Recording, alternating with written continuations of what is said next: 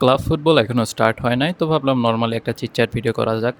তো ভিডিও করব, কি বলবো আর, অলরেডি বার্সা কাকে কাকে সাইন করছে জানোই।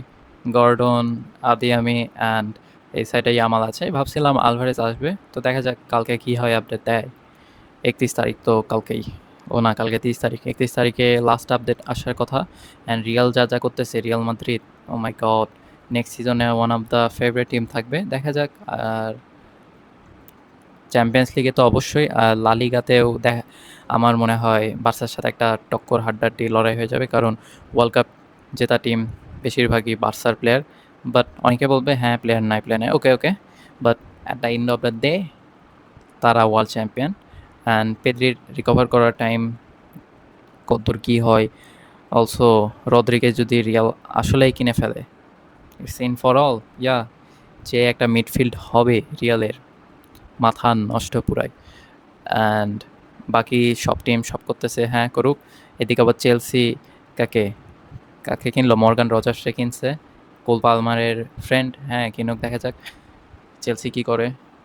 আর এনজো রোমেরো, কুতি রোমেরোকে হয়তো ছেড়ে দিবে টটেনহাম। আর টটেনহামও তোনালিকে কিনছে।